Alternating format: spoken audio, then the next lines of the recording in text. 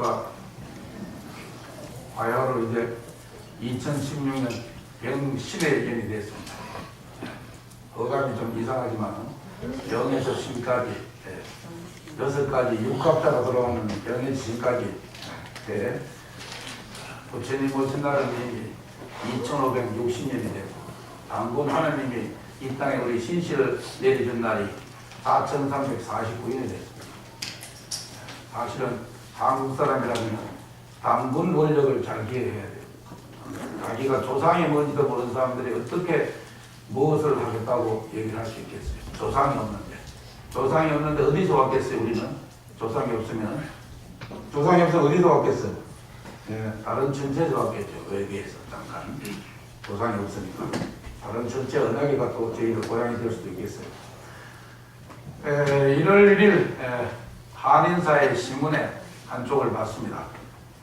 어느 신문을 보니까 사설에 거의 25년 동안 보지 못한 사설이 마지막에 이렇게 몇 자를 나왔어요.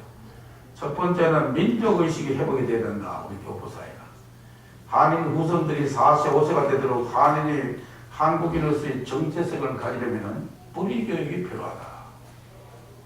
두 번째는 역사를 잊은 민족에게는 미래가 없다고 하였다.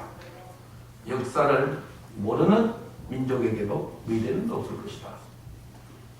2016년 새해에는 한인들 모두가 역사의 주인으로서 미주 한인의 저력을 가져가는 도약의 한 해가 되기를 기원한다. 이렇게 에디토리얼로서 아주 멋있게 써놨습니다. 역사의식과 민족의식 회복이라는 것을 처음 들어봤습니다. 그만큼 세상에 이제 한국과 있는 한반도와 미국에 있는 교포들 사이에 자주 왕래가 되고 이제 그 문화가 또 한국이 세계 12대 경제 대국이 됨으로 해서 이제 무시할 수 없는 것이 되고 또 유교 공립학교는 금년부터 음력설이 지정이 되고 점점점 돌이킬 수 밀려가는 추세에서 이제 이런 견제가 나옵니다. 오늘날 미주 교포사의 대다수가 다 배타적이고 반문화적인 사람들이 대만입니다. 왜? 자기가 그런 믿음을 가지고 살아가는데 과연 그게 가능하겠어요? 95%가 다 자기가 가지고 있는 믿음이라는 것은 상대를 배타적으로 생각하는 데서 잉태가 되는데 그게 무슨 국가와 민족이 있겠어요? 정체성은 없습니다. 그런 가르침을 받은 사람이 어떻게 나라와 민족을 생각하겠어요?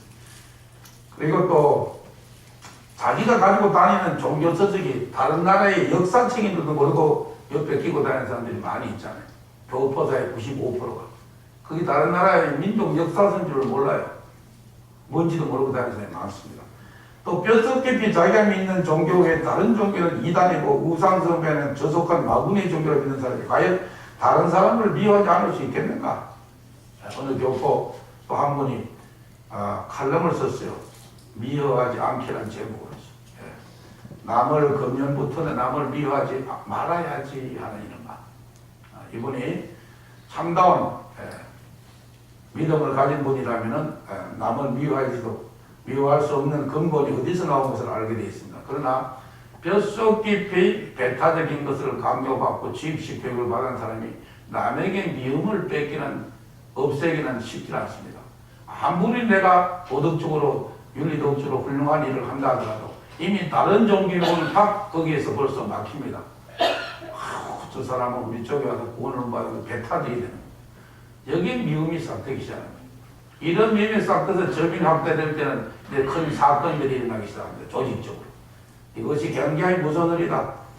그래서 어느 책을 이번에 인터넷에서 누가 책을 하나 이렇게 저에게 이렇게 보내는 게 인터넷으로 책 내용을 써서 보냈어요. 며칠 전에. 우리 아이 절대 교회 보내지 마라. 송상호 목사님 쓴 책이라. 한국에 지금 베스트셀러로 되어 있는 거예요. 오직했으면 교회를 직접 운영한 현직 목사가 이 책을 썼을까? 여기서 아이들을 교회에 보내지 마라 10가지 이유를 댔습니다.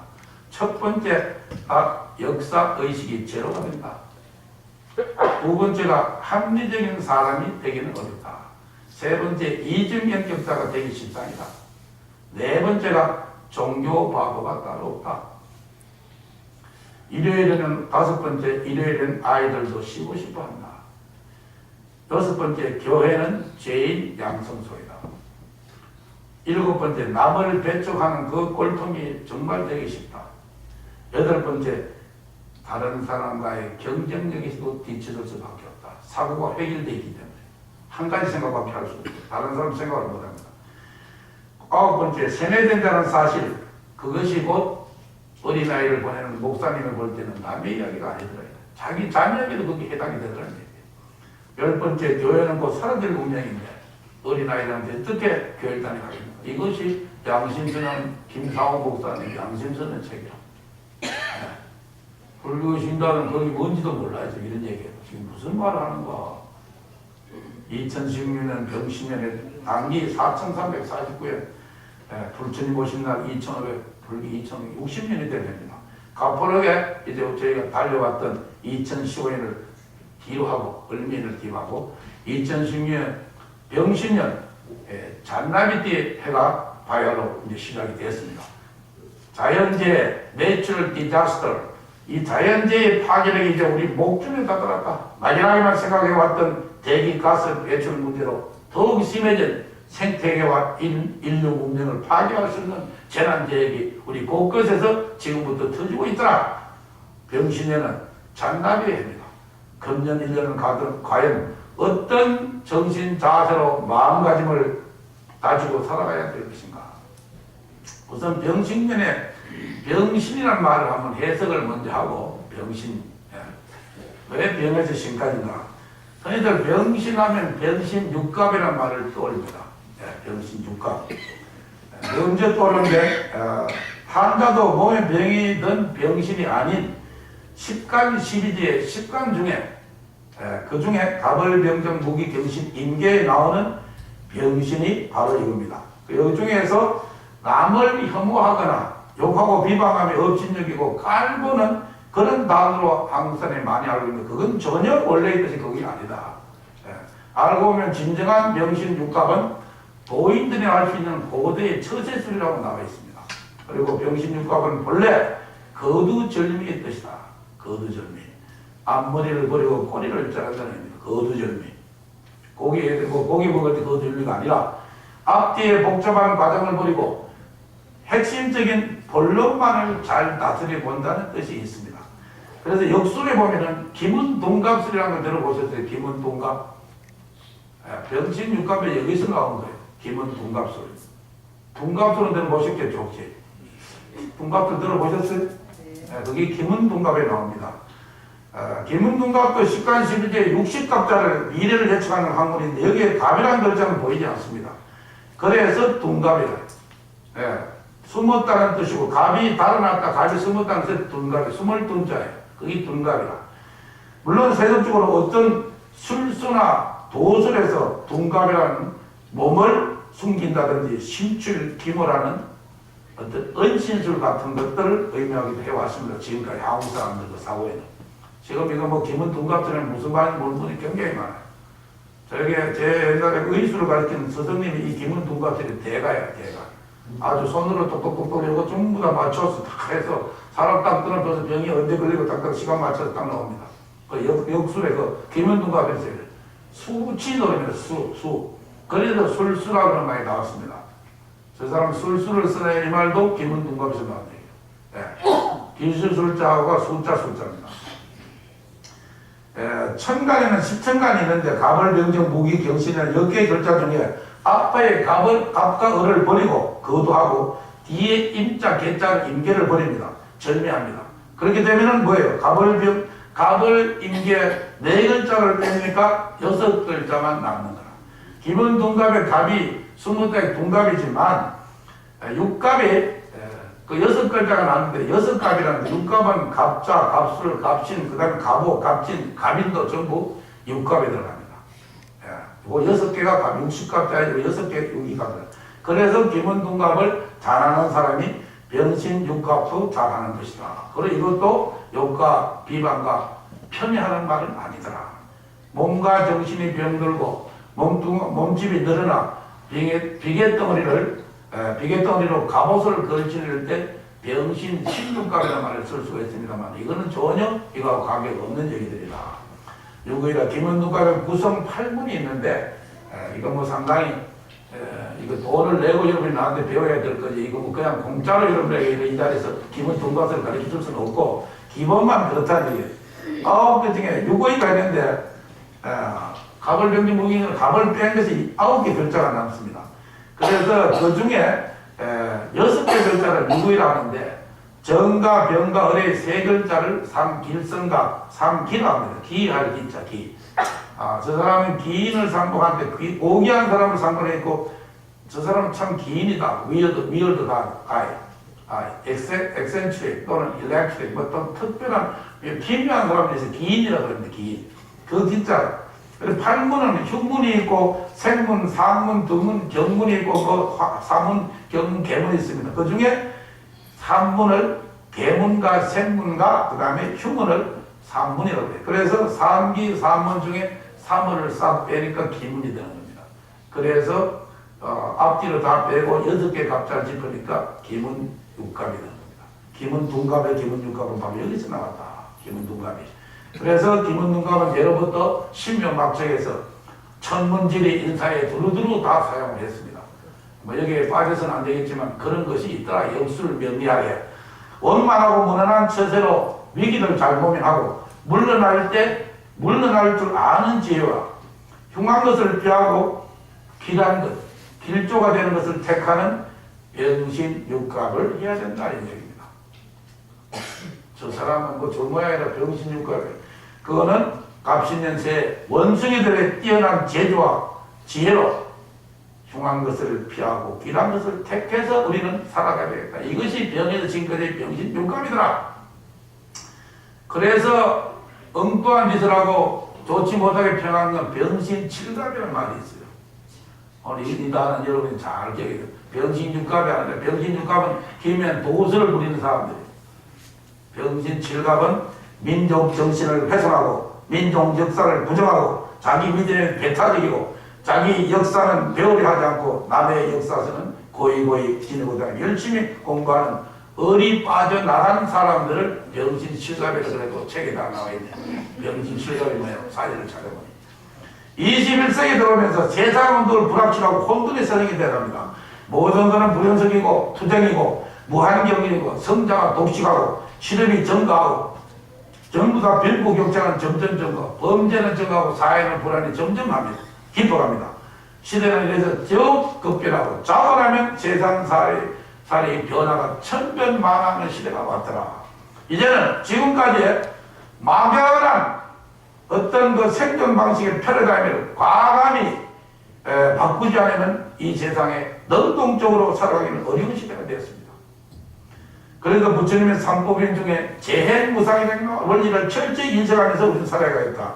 세상은 변화한다. 재행무상. 모든 행은 다 변화가 있더라. 영원한 것은 없다. 세상이 급변하는 상황을 대체해 나가기 위해서는 바깥 세상의 변화에 대응하기 위해서는 나 자신이 가지고 있던 가장 기존의 지금까지는 고정관념의 그 패러다임을 과감히 변화시킬 필요가 있더라. 그러면 영국의 웨스턴민스터, 영국에 가면 웨스턴민스터라는 큰 성당이 있습니다. 성공이 아주, 영국은 제일 큰 성당이에요. 그 지하에 가면 어느 성공회의 큰 주교, 대주교님이 죽은 묘비가 있는데 그 묘비에 쓰는 묘비 이름, 그 안에 시가 한 구절이 있습니다. 그 시가 우리가 지금 속한 저희들에게 크게 시사하는 바가 큽니다. 뭐겠어요? 죽음을 맞이하여 깨달은 한 가지 진실이라는 제목이 있습니다. 그래서 묘비에다 이렇게 써놓은 거예요. 오늘 영어로 여러분들이 웨스트민스터 성당 지하실 들어가면 그 밑에 성공의 신부님이 뭐 들어가고 할 거예요. 거기는 다 무덤밖에 없는데 거기 들어가서 뭐 하려고. 그래도 썩싹하면 들어가서 볼 수가 있습니다. 어떻게 쓰냐? 나 자신은 내가 젊고 자유로워서 상상력에 한계가 없을 때 나는 이 세상을 변화시키겠다는 꿈을 가졌다. 좀 더 나이가 들고 세상에 대해서 지혜를 얻었을 때 나는 이 세상은 쉽게 변하지 않으리라는 것을 알았다. 그래서 내 시야를 약간 좁혀서 내가 살고 있는 내 나라를 변화시켜야 된다고 결심했다. 그러나 살아보니 그건 역시 불가능했다. 어느덧 황혼의 나이가 되었을 때 나는 마지막 시도로 나와 가장 가까운 내 가족을 변화시키겠다는 마음을 정했습니다. 그러나 아무도 달라지지 않았어. 영국의 성공에는 결혼을 하니까 부인과 처자가 있습니다. 이제 죽음을 맞이하기 위해 누운 자리에서 이제 딱 이렇게 죽음을 맞이해서 식구들 앉아있는데 이제 유언을 그 자리에 딱 누웠는데 그때 이분이 문득 깨달았습니다. 성령의 대주교님이 만일 내가 내 자신을 먼저 변화시켰다면 그것을 보고 내 가족이 변화되었을 것을 또한 그것의 용기를 얻어 내 나라를 더 좋은 곳으로 내 나라를 더 좋은 곳으로 바꿀 수 있었을지도 몰랐을 것을 그리고 누가 아는가 이 세상까지의 변화시킬 수 있을 줄을 무엇을 우리에게 시사하는 겁니까? 남을 변화시키려면 내가 먼저 변화가 되는 거예요. 말 안 듣는 남편 닭달 끌끌기 아니라 아내자가 먼저 조용하게 현모양처로 돌아가면 어느 남자가 와서 자기 부인 무시하는 사람 아무도 없단 말이야. 여기 다 남자들만 계시죠? 그러다가 이런 얘기 내가 맞아주고 예를 들면 그렇다는 얘기입니다. 남을 변화시키는 게 뭐였어요? 우리가 먼저 변화시키보자. 우리는 우리 자신의 삶을 우리가 살아가고 있는데 우리 앞에 놓여있는 모든 것을 우리 자신의 꿈과 인생을 위해 다 놓여있는 것이다. 지금까지 내 자신의 발목을 잡은 사람은 아무도 없습니다. 누가 발목 잡았어? 바로 나 자신이 내 스스로가 변화하지 못했기 때문에 누가 내 발목 잡은 사람은 아무도 없습니다. 우리가 부처님의 가르침에 누구 탓이에요? 내 탓입니다. 자업자득 불교 전문용어로 재무상이잖아요. 내가 지금 내가 받는 거예요. 뭐 절대 신이 더 해주는 건 아닙니다. 그런 거 있으면 참 좋죠. 오히려 신의 탓으로 돌리면 되니까. 다시 말하면 안 된다는 부정적인 이미지를 무엇이든지 할 수 있다는 의미로 변화시키지 못했을 뿐입니다. 간단해요. 이제 우리는 내면에 내가 가지고 이런 자아 이미지를 평가지수를 과감히 상향 조정할 필요가 있다. SQ라고 Success Quotient라고 어려운 얘기입니다. SQ 감성 성공지수입니다. Success Quotient 2016년 병신년은 병에서 신까지의 육갑자의 신출기문하는 기문동갑 정신으로 급변하는 세상을 대체해 나가보자. 언젠가 미국 기업가 협회 공식 신조를 잠깐 책에서 본 적이 있습니다. 2016년을 살아가는데 혹시 우리에게 어떤 영감을 주지 않을까 해서 열자 적어왔는데 미국 기업가들이 이 신조를 가지고 기업을 하고 있습니다. 시장에서. 미국의 세계적인 기업가에 나가게 된 겁니다. 첫 번째 뭐냐면 나는 평범한 사람이 되는 것을 거부한다. 나는 능력에 따라 비범한 사람이 되는 것은 나의 권리이다. 나는 안정보다 기회를 추구한다. 나는 계산된 위험을 단행할 것이고 꿈꾸는 것을 실천하고 건설하며 또한 실패하고 성공하기를 여러 번 이루어질 것이다. 나는 보장된 삶보다는 인생보다는 새로운 도전을 선택한다. 나는 유토피아의 생기 없는 고향이 아니라 성취의 전도를 원한다. 언제까지 유토피아를 하겠어? 비록 이 땅이 디스토피아를 하더라도 유토피아는 언제까지 유토피아를 꿈꾸겠냐? 나는 어떤 권력 잡을수도 굽히지 않을 것이다. 자랑스럽고 두려움 없이 꿋꿋하게 몸을 세우고 스스로 생각하고 행동하고 싶다. 내가 창조한 것의 결과를 만끽하는 것이고 그리고 세계를 향해서 기업가가 되겠다고 힘차게 말할 수 있다. 이것이 바로 우주 삼라 만상이 내게 주신 자랑스러운 유산이다. 이게 미국 기업가 협회 공식 신조 중에 나오는 겁니다. 이처럼 긍정적이고 진취적인 이런 신념으로 비즈니스를 하는 사람들이 미국이 시작한 겁니다. 지금은 그렇지 못하는 사람이 있겠지만 일단 시작은 이런 정신으로 했습니다.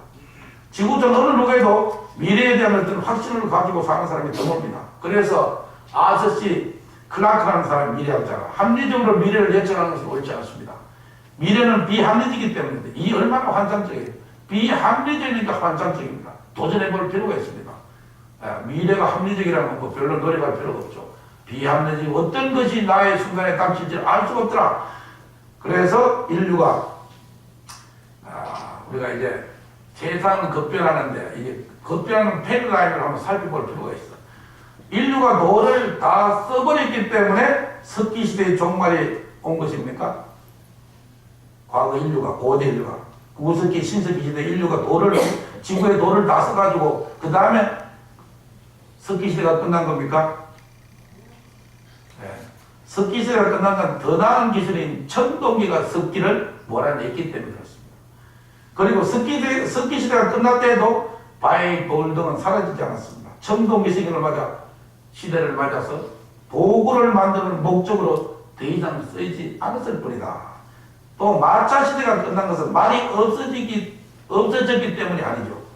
내연기관이라는 디젤과 휘발유라는 그 상위 기술을 가진 자동차와 20세기 새로운 비즈니스 모델이 마차 운송 사업을 몰아냈기 때문에 그렇습니다. 그리고 말은 아직 사라지지 않았습니다. 대중 운송수단의 목적으로 더는 쓰이지 않았을 뿐이에요. 그러므로 현재 우리가 석유나 천연가스나 원자력에 있어서는 석유, 천연가스, 석탄, 우라늄이 고갈되기 때문에 종말을 갖게 되는 것은 아닐 것이다. 그보다는 더 높은 상위, 윗단계 기술과 제품 구조와 비즈니스 모델이 현재 상태의 에너지 자원과 제품과 그 비즈니스 모델을 무너뜨릴 때 종말을 막을 수밖에 없다. 이제 곧 우리 시대의 고도. 앞으로 미래는 이게 얼마 남지 않았어요. 2030년 가면 세상이 다 바뀌는 경천 동장들이 생깁니다. 태양광 에너지가 지금 줄어들었습니다. 태양광. 지붕에 설치하면 이제 전기가 필요 없어집니다. 그리고 발전소도 바람으로 돌아가는 풍력 발전기가 이제 전부가 되고, 그 다음 자동차도 전부 다 전기 자동차로 바뀌게 되고, 2030년이 완전히 넘어가면 자율주행 자동차입니다. 무인 자동차. 요즘 뭐 TV도 많이 나오고 미디어도 많이 나오고 많이 들은 바가 있을 겁니다. 단지 스위치 하나로 차가 나를 데려오고 차가 알아서 가고 짐을 갖다 주고 자기가 하는 대로 다 갑니다. 그 시대가 금방 와요. 우리는 수십 년 뒤 우리 죽고 난 데는 그것이 아니다. 우리가 알고 있는 이 에너지 산업을 이런 예전 에너지 산업과 전혀 패러다임이 다른 상태가 오더라. 원자 기반 산업을 무너뜨린 비트 기반 기술을 창조한 그 실리콘밸리라는 캘리포니아 위쪽에 있습니다. 그쪽에 실리콘밸리. 그 생태인 이제 비트의 전자기술을 창조해서 원자 기반 에너지 산업을 지금 거의 무너뜨리기 직전에 와 있습니다. 그래서 20세기 인류의 편리한 인식이 자동차를 비롯한 각종 기계의 화석연료, 파슬 퓨얼이라고 그래서 이 화석연료를 만들어내는 풍부한 에너지를 기반으로 이루어진다고 해서 가능한 이 100년 동안 우리가 그렇게 살았습니다. 그 100년 동안 편리한 뒤에 오늘의 21세기에 더 와서 보니까 뭐가 잘못됐어? 편리한 만큼 부작용도 많이 있다더라. 자동차 매연, 교통사고의 높은 사망률, 화석연료를 태우면서 생기는 온실가스로 인해서 지구온난화, 기후변화 지금 닥쳐왔죠. 우리는 바로 닥쳐왔습니다. 에너지를 만들어 일어나는 모든 물 부족, 각 나라마다 물 부족이 일어납니다. 이제 화석연료의 고갈 역시 늘어납니다. 언제까지 석탄과 석유를 뽑아먹고 살겠어요? 그럼 앞으로 미래는 어떤 에너지 상태가 올 것인가? 보다 편안한 삶을 위한 에너지 공급이 나와야 되겠더라 이런 얘기입니다. 지금보다 나은 에너지 공급이 와야 되겠죠.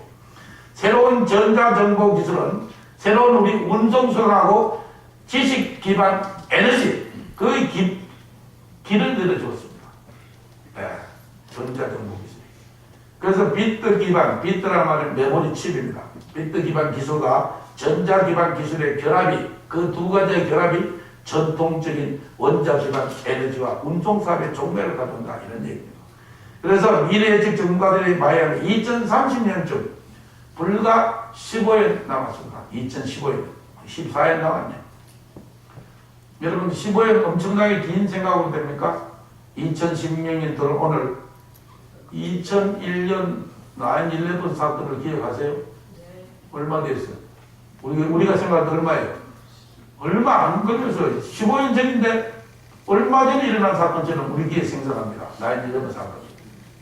아우슈비츠는 그때 저쪽 복당에서 지장기도 3,000명이 죽은 연간에서 1,000일 우리가 지장기들 했습니다. 저와 여러 오래 다닌 신도님들.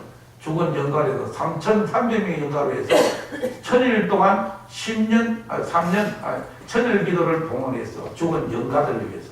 그게 불광서는 1000일 연가 죽은 사람이 한 1000일 기도했었습니다. 첫 번째 디지털 기기와 청정 에너지 기술이 그 기술이 화석연료 기반 산을 무너뜨릴 것이는데 청정 에너지가 이제 무료입니다. 태양과 바람은 이제 공짜잖아. 설치만 이런 건 되는 거예요. 태양열 이용과 풍력 이용해서 관리 저장 공유 기술이 발달하면 원가가 기하급수로 떨어진다고 합니다. 계속 지금 연구 중이니까.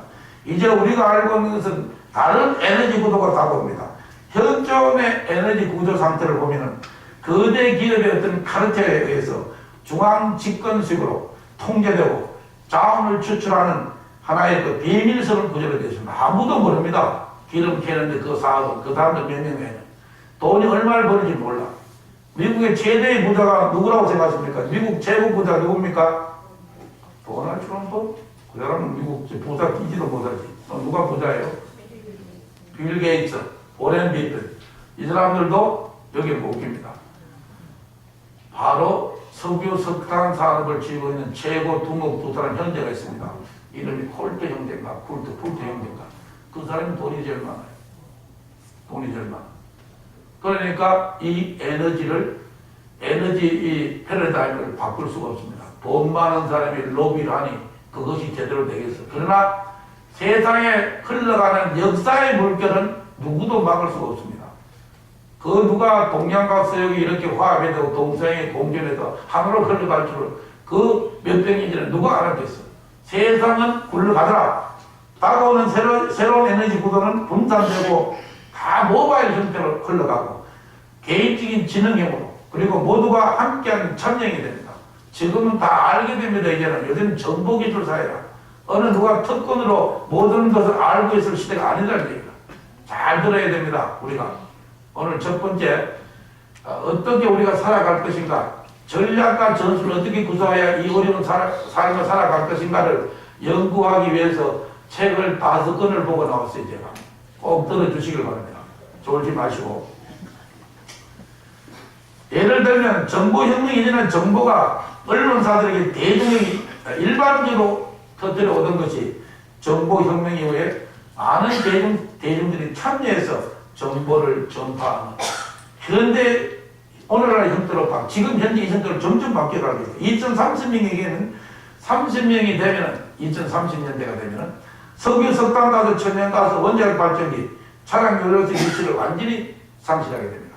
하지만 이런 에너지 용도의 형태는 이제 여전히 남아있다. 우라늄이라는 것은 핵무기 제조는 써야 되겠죠. 천연 가스는 위력 생산에 써야 된다고 합니다. 현존 에너지 체제가 붕괴 완전히 현대 산업을 모조리 소멸시키지는 않는다는 뜻입니다. 틈새 시장 상품이라는 게 있으니까. 2030에 가면은 에너지 체계가 수동 산업이 오늘처럼 수조 달러, 수백억 달러의 에너지 자원이 되지는 않을 것입니다. 지금 세계 모든 이 석유나 석탄의 에너지가 수조 달러가 흘러갑니다. 연간 8조 달러의 에너지 산업, 연간 4조 달러의 운송 사업에 돈이 다 들어가고 있습니다. 그러나 전기 자동차와 자율주행 자동차 또는 태양의 이용과 풍력을 이용한 발전이 되면서 자연을 이용해서 거의 비용이 들지 않습니다. 시설비가 들어가는데 그 시설비가 점점 원가가 짧아집니다. 100년이 넘는 자동차 산업이 전기 자동차 지금 현재 시작되고 있습니다. 지금 전기 자동차 지금 굉장히 연구를 많이 합니다. 한국만 현대기아만 제일 뒤떨어져요. 전기 자동차가. 일본, 중국, 유럽, EU, 미국 전부 다 연구에 지금 경계 박차하고 있습니다. 자율주행 자동차도 곧 선보일 예정이고. 그래서 불과 완전히 10년도 안 되면 붕괴될 사람이 왔다. 이거는 무슨 얘기냐면 여러분들 필름 시대의 종말을 아실지 몰라. 필름. 코닥이라는 데 들어가서 코닥. 요새 코닥 본 사람 없죠? 멸망한 지가 10년도 안 됐어. 누가 디지털 카메라가 나오고 스마트폰이 나오고 누가 예상이나 했겠어요? 누가? 누가? 디지털 이미지 기술의 급속한 발전이고 정보 기술이 또 발전되고 비즈니스 모델이 붕괴됐습니다. 스마트폰을 통해서 대중 모두가 다 어디 가도 사진 찍고 다 스마트폰으로 합니다. 누가 그걸 원어포로 사라진 지 오래됐죠. 원어포로 사진 보고 한 장 찍을 때마다 돈 하나씩 다 나가고 한 장 뽑을 때마다 돈이 천문학적 나갑니다. 그것도. 그런데 지금은 컴퓨터에 파일을 넣고 카메라 메모리나 USB나 드라이브를 집어넣고 되면 반영구적이에요. 그런데 지금까지 에너지 공급과 운송 관련 기업도 코닥과 후지필름과 비슷한 비즈니스 모델을 갖고 있습니다. 현재 우리는 이런 전동 스위치를 한 번 켤 때마다 전력회사에 우리가 돈을 지불합니다. 돈을. 우리들이 스위치 한 번 켤 때마다 석탄, 석유, 가스, 우량염을 소비하고 이런 것들을 기반하는 공급회사들은 천문학적인 돈을 벌고 있죠. 세계 대재벌이 되어 있는 겁니다. 자동차의 가속 페달을 밟을 때마다 석유산에 우리는 돈을 지불할 수밖에 없습니다. 휘발유를 천연가스나 에탄올이라는 것을 대체한다 할지라도 전반적인 지금의 비즈니스 모델을 바꾸지는 못합니다. 그러나 태양열 에너지와 풍력 발전은 디지털 카메라가 필름 카메라의 방정식을 바꾼 것처럼 에너지 산업 체계도 완전히 바뀌어 있을 날이 15년이 남지 않았다는 얘기예요. 15년이 얼마 남지 않아서 세계 있는 분들 다 그걸 공유하고 갈 수 있습니다. 앞에 있는 백년하던 보사님이 100살을 사신다면 100살 사면 컴퓨터로 왔다 갔다 하면 전에 뭐 할 때 다 가까이 때리면 바로 이제 모시고 와요. 자율주행 자동차는 사람 운전하는 자동차보다 우수하고 빠르고 가격도 저는 더욱 안전해집니다. 점점 발달됩니다. 전기, 그래서 자율주행 자동차 가격 파괴적인 파도는 휘발유 자동차 산업의 석유 산업의 마지막 자취를 완전히 쓸어버릴 것이라고 미래학자는 보고 있습니다. 2030년 되면 기본적으로 내연기관 자동차는 더 이상 생산되지 않을 것이고 그때쯤엔 석유 또는 별로 쓸모없는 게 됩니다. 그래서 지금 요즘 이렇게 나옵니다. 어제 무슨 말이냐면 이제 자동차를 사면 안 됩니다. 자동차는 렌트를 하셔야 됩니다. 5년, 6년 뒤면은 전기장비 바뀔 그때 사야 되는 내 거로 하지 말라는 얘기 벌써 나옵니다. 대단히 앞서간 사람이 있어요. 저보다 앞서간 사람. 오늘 발표 전에 벌써 며칠 전에 떠들고 다녀요. 저보다 훨씬 앞서간 사람이. 내가 좀 앞서갔다고 했는데.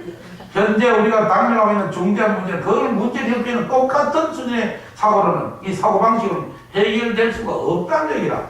미래를 예측하는 최고방은 미래를 우리가 창조하고 만들어내는 것이라. 지금까지 낡은 방식의 모든 것에 지금 버려야 됩니다. 여러분들이 지금 2016년 이 병신년에 이제부터 지금까지 왔던 모든 낡은 사고의 그 패러다임을 과감히 전환시키고 변화시켜야 되겠다. 미래에 대한 두려움과 의심과 불신 등을 없애고 우리 마음을 자유롭게 해줘야 됩니다. 자유롭게 오픈 마인드가 돼야 됩니다. 미래의 삶을 살기 위해서는 현재보다 나은 내일의 삶을 살기 위한 새로운 전략적 사고가 필요하다. 전략적 사고 대단히 중요합니다. 요거를 이 말을 말씀드리기 위해서 지금까지 서론을 얘기를 합니다. 이게 메인이어야 돼요. 몇 분 안 남았지만은 메인은 꼭 들어야 됩니다. 사람들은 어렵게 힘들거나 실패했을 때 무의식적으로 전략을 생각하는 본능이 있습니다. 전략. 스트레티지. 이게 발음이 좀 쉽잖아요. 스트레티지인데 택틱스. 전략과 전술입니다. 왜 내가 그 길을 갔던가 앞으로는 어떤 길을 가야 하는가 생각하게 되어 있습니다. 인간의 본능이에요.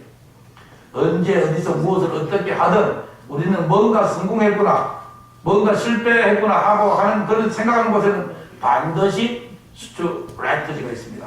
전략이 있습니다. 전략과 전술은 군사 전문 용어만을 사용하는 것이 아니다. 과거엔 태반의 군사적인 전략으로 사회전들이 통일되었습니다.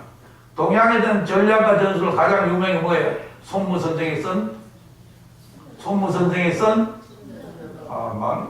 그래도 좀 동양에 가고 이건 동양분이 많네. 손자 병법을 다 하시고 인생은 손자 병법대로 살아야 된다. 중국 사람이 그렇게 살고 있어요. 서양인 그러면 가장 유명한 전략과 전술을 뛰어난 한 분이 계시는데 19세기 1857년 언더월 전쟁론을 썼습니다. 클라우제 비츠라는 카를 폰 클라우제 비츠 프로이센 사람입니다. 독일의 전신이죠. 이 사람이 쓴 전쟁론이라는 책이 전략과 전술의 서양에서는 최고봉입니다. 서양의 모든 장군과 장수들, 100년 내의 모든 장수를 이 전쟁을 반드시 읽어야 됩니다. 상하남주생 졸지해야 돼.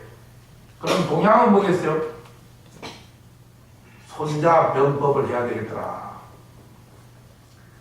그래서 지금은 전략의 종류가 다양하고 발전을 많이 했습니다. 이거 말고도 많은 책들이 쏟아졌어요. 그래서 이거 미국 현지인들은 미국 현지의 사람들이 왜 네잎클로버를 신통하게 생각하는지 아십니까? 네잎클로버. 행운이 오는데 어떤 행운이 올까? 네잎클로버. 우리가 이게 살고 있는데 네잎클로버. 왜 한국에서 네잎클로버하고 그러지 않았어요? 여기서 온 생각이에요. 네? 나폴레옹이 그래서 행운을 갖다 줘서 그것도 하나의 일종의 오늘 그거 배웠네. 그 과거에 했는데 제가 한번 들었던 얘기 같은데 처음에 이 네잎클로버들을 왜 비교하냐면 미국 사람들은 성공했던 사람들 첫 번째 헬스 건강입니다. 두 번째 돈만입니다. 건강과 돈이 있으면 뭐가 따라야 돼요? 사랑이 따라야 돼요. 러브입니다. 그 다음에 뭐가 있어요? honor, 명예가 있는 겁니다. 첫째 건강, 그 다음에 money, 돈, 그 다음에 사랑, love, 그 다음에 또 뭐예요? honor, 명예입니다. 이 네 가지가 부족됐을 때 다 가진 사람이고 성공한 사람으로 치부합니다. 미국 현지인들. 이 네 가지를 다 가진 사람의 상당수가 그런데 살펴보니까 보통 사람보다 general people, 우리 보통 일반 사람보다 더 잘생긴 것도 아니고 그 사람들 다 뽑아서 해보니까 더 가문이 좋은 것도 아니고 더 학벌이 좋은 것도 아닌데 그런데 어떻게 그 단계까지 올라가게 됐을까? 아시는 게 있나? 더 좋은 가문, 더 좋은 학벌, 더 좋은 집안에 가문, 학벌, 또 집안 잘생기고 미남이 돼서 스펙이 좋아서 아닌데 어떻게 성공을 해서 이런 네 가지를 막 이렇게 쟁취해서 행복하게 살아갈 수 있는가? 네 가지 다를 가지고 대답은 그렇습니다. 전략적으로 생각하고 말했기 때문이 정답이에요. 우선 말을 하기 전에 이런 사람들은 남의 입장에서 말합니다. 역지사지. 그래서 성공합니다. 남의 입장에. 다른 사람 입장에 생각하는데 다툼이 없었습니다. 내 입장 막 하면 매일 다툼이 되고 내가 옳다고. 남의 입장에서 먼저 말하겠습니다. 그리고 그의 말에 대한 직접적이고 간접적인 어떤 영향, 부작용 이런 것들을 다 감안해서 말합니다. 저 사람은 저런 말하면 내가 어떻게 때문에 말한다. 훨씬 심리적으로 상대보다 앞서가는 사람, 타고난 사람입니다. 그 때문에 감정을 주고 마음을 얻습니다. 상대편에게. 이런 것이 바로 전략적 사고라고 합니다. strategy, 띵킹이 있죠. 팀워크나 팀워크나 이 네트워크, 이런 게 중요한 우리 사회에서 혼자만 중요하다. 그런 게 중요한 이런 사회에서 혼자만 잘났다고 최고의 자리에 올라가는 그런 세대가 아닙니다. 지금 옛날에 아니에요. 지금 예를 들면 침팬지 원숭이들 그 침팬지들이라도 다른 침팬지의 환심을 얻는 등 얻기 위해서 노력하는 전략적 사고가 강합니다. 그래서 남에게 환심을 써야 내가 그지의 우두머리가 될 수 있도록 아는 전략적 사고를 침팬지도 안다는 얘기입니다. 오늘과 같은 치열한 지식 경쟁 사회에서 가장 중요한 것은 어떤 전략사를 가진 전략의 능력이라고 나와 있습니다. 나무 계단과 나무 부처님 이야기 들어보세요. 혹시 여러분들 여기는 나무 계단을 안 밟고 편안하게 밑에 아주 전기 장치가 따뜻한 발로 전문을 들었지만 한국 모든 법당은 어떻게 돼요? 나무 계단을 밟고 대웅기는 문을 들어요. 계단을 밟아야 돼요. 그냥 못 뛰들려. 보통 많은 불자리 나무 계단을 밟고 대웅진 올라가서 나무를 만들어서 금동으로 개념한 부처님이 계속 절을 합니다. 그런데 하루는 나무로 만든 계단이 나무로 만든 목불 부처님에게 컴플레인을 들었어요. 부처님 우리는 출신이 다 같은 나무인데 어째 사람들이 나는 계속 밟으려고 당신께는 어떻게 계속 절을 합니까? 대접의 차이가 너무 심한 거 아닙니까? 네. 이게 누가 인용을 했는지 참. 그래서 법당 안에서 모셔져 있던 부처님이 다음과 같이 대답을 했는데 그 대답하시는 분 있나? 아마 모를 겁니다. 대답이.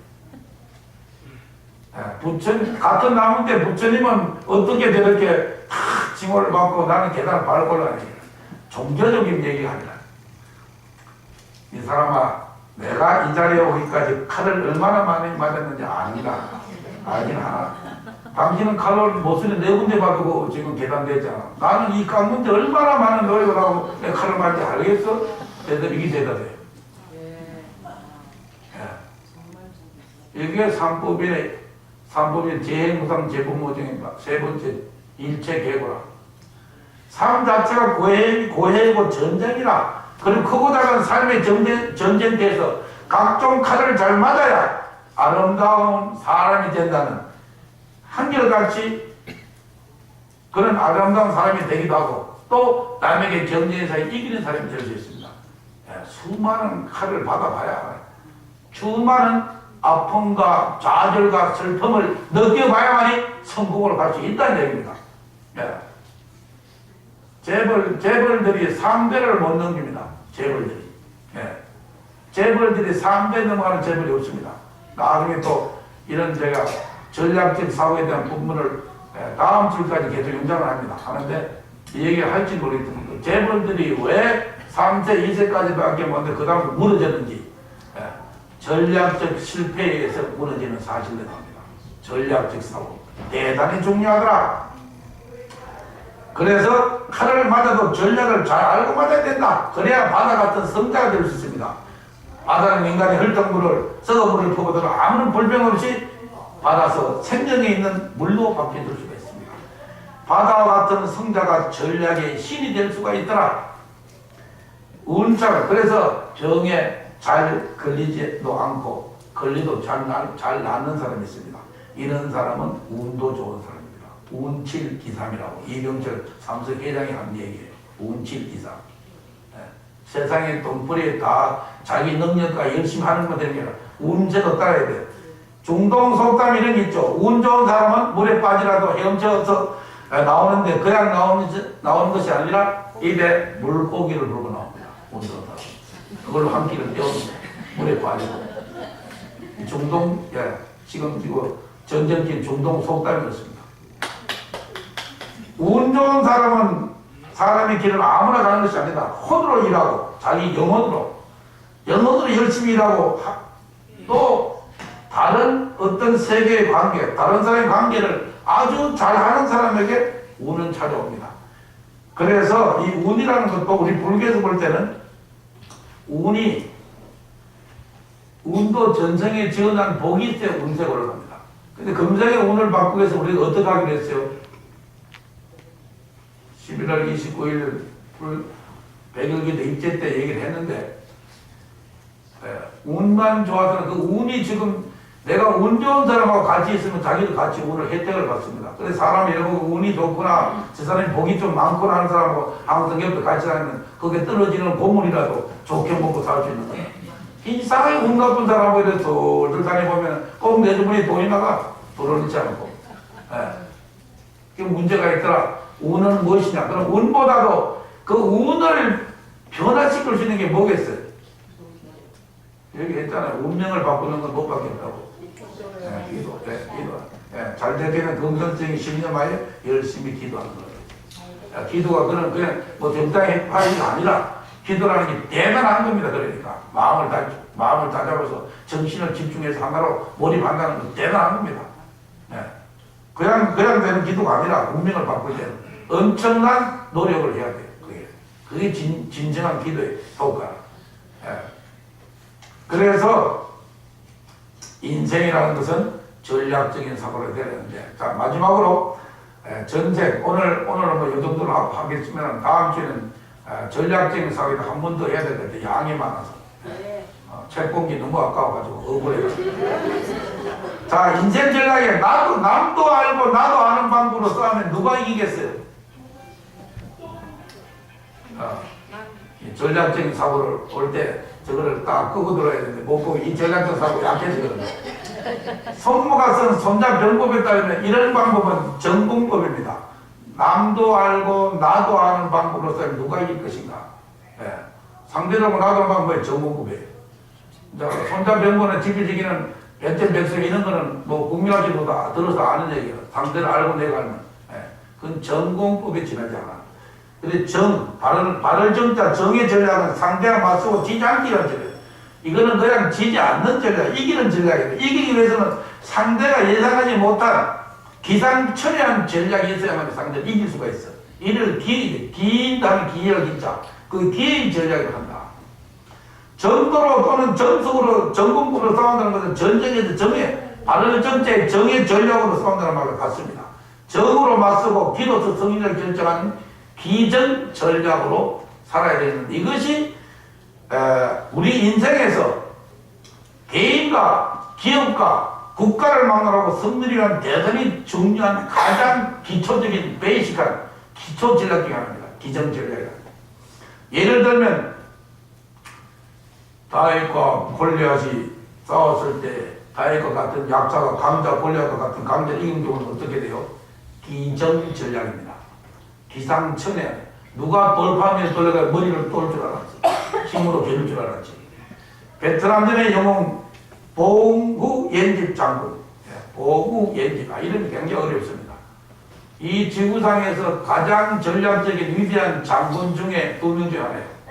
서양에서 뽑는다면 나폴레옹입니다. 전략적인 최고 장군. 동양에서는 최고 전략적인 장군이 누구야? 베트남전의 영웅 봉후 옌집이라는 사람이에요. 이 강대국 미국을 깨버렸어요. 그 사람이. 이런 전략적인 사고를 가진 사람이 없다. 대단한 사람, 대단해. 미국을 제압했던 경우입니다. 기정 전략에서. 서울의 어느 대학 총장, 우리 사회적 보면 기정 전략이 되겠네요. 자신의 대학교 내 매점의 이익이 병원 수익보다 더 많이 난다는 것입니다. 병원의 병원 업무는 정이고 매점은 기인데 기 때문에 도리어 이익이 많이 생깁니다. 군의 매점. 병원에서 환자를 수술하고 병원 수입이 돼야 그것이 더 많아야 되는데 군에 있는 매점이 돈을 훨씬 벌어서 병원에 있는 손실을 오히려 커버를 했습니다. 근데 병원 수입은 우리가 정으로 보면 기상천외한 전략으로 들어가는 매점을 해서 돈을 벌던 기정 전략이 들어가더라. 서울 오늘 그런 식당에 아무런 이익이 나지 않았습니다. 고생 끝에 커피하고 아이스크림 하는 코너를 만들어서 팔기 시작했다고 합니다. 어느 서울 대학 안에 식군의 식당에. 그런데 얼마 안에서 매출이 엄청 뛰어가지고 뛰게 식당 종업원의 일부를 커피숍으로 돌리면 식당에서는 이익이 엄청나게 생겼다. 그래서 식당으로서는 하지만 정이지만 커피숍은 기라고 볼 수 있다. 이것이 기회 전략으로 정해서 이익이 나게 하는 그런 과정을 펼쳤다. 또 서울 중심의 한 호텔에 비해 정인 숙박료는 돈을 벌지 못하고 그 호텔 회의장을 예식장으로 슬쩍 바꿨더니만 온갖 사람한테 그 호텔이 워낙 이름이 있으니까 예식장이 불이 터지게 나가거든요. 연중무휴라. 그 돈이 호텔 숙박료보다 많이 들었다는 얘기입니다. 그래서 정과 기회라. 독일의 프로 축구팀 명문 바이에른 뮌헨도 마찬가지입니다. 입장료 쓰면 어느 팀이 하면 게임을 연비하다 보니까 빚tem이 올랐습니다. 입장료 쓰이면 그때 당시 의견했어요. 그러나 전략적인 사고로 생각을 바꿨습니다. 그 중에 어느 아이디어 뱅크맨이 구단 로고가 박힌 스포츠 용품 전용 매장을 개장했습니다. 각종 스포츠 그런 용품 매장 수입과 광고 수입과 TV 중계 수입 등 수입을 변화를 다변화시켰다는 얘기예요. 그래서 입장료 수입이 정이라면 기타 수입이 기인생인데 이 독일 분들에서 최고 명문 팀이 현재 축구에 사카풍권에서는 바이에른 뮌헨입니다. 작년 재작년 유로 제패했고 분데스리가 2년 연패했습니다. 대단한 명문의 팀입니다. 손자 별급의 기정 전략은 정으로서 맞서고 기로서 승리를 결정짓는 것을 설명하는데 야구에서도 투수는 타자를 직구로 맞서다가 커브나 시프트나 너클이나 체인지업을 변화를 하는 이 기이한 이 전략을 써서 승부를 결정짓는다. 그러면 전쟁도 정부로 맞서고 길어서 승리가 결정지은 예가 있는가? 자, 여기 마지막에 오늘 본문 중에 전제상은 가장 유명한 기정 전략 중인데 그 중에 하나가 세계 전사 중에 6대 전사 중에 하나 들어간 게 인천 상륙작전입니다. 인천 상륙작전. 한국전쟁 당시 더글라스 메가드 장군이 인천 상륙작전에 당시 낙동강 전체 남쪽에는 국군과 유해군이 북쪽에는 이 북한 인민군이 맞서 싸웠습니다. 이는 정규전으로 곧 정입니다. 정입니다. 정. 이기가 거의 불가능했습니다. 메가더 장군이 인천 상륙작전은 기전에 승리하면서 낙동강 전선에 북한군도 패하게 됐고 그 때문에 북한군은 물적 심리적 전투를 상실하고 대신 중공군이 싸움에 나서게 됐더라. 일본 제국은 왜 실패했는가?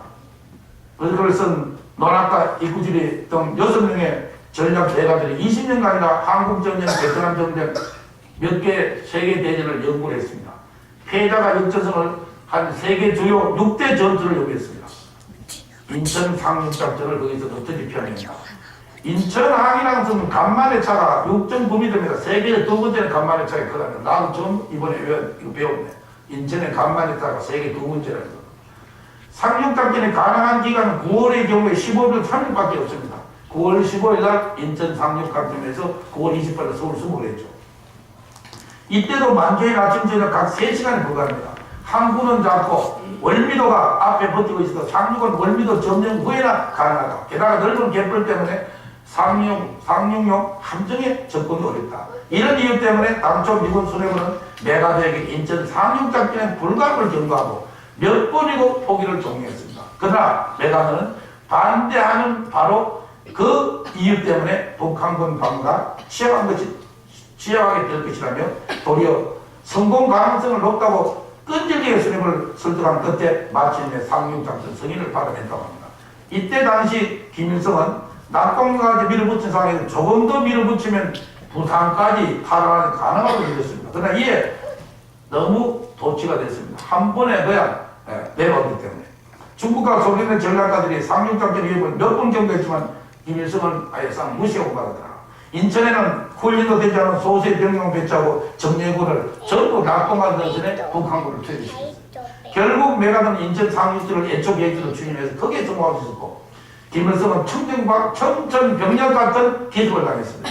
인천 상륙작전은 손자가 강조해들이 손자 병법에서 적이 대비하지 못한 것을 공격하고 예상하지 못한 시점에 출동했어요. 이것이 기획 전략이에요. 한국군과 연맹 낙동강 전선에 적으로 맞서고 인천 상륙작전을 기로서 승리를 결정적이다. 그런데 인천 상륙과 더불어 손자병법의 대강 마오쩌둥이 참여를 함으로 해서 한국전쟁이 손자병법 전략이 전쟁전에 활용한 대표적인 현장이 되었습니다. 손자병법을 통한 중공군이 그렇게 강할 줄 어떻게 알았어요? 중공군 엄청 강했습니다. 미국이 너무 중국군을 우습게 보고 100만 대군으로 우리는 알고 있지만 이내 전술로 아무것도 모르고 무기나 주고 받아 숫자로 밀어치면 천만에 왔어요. 거기에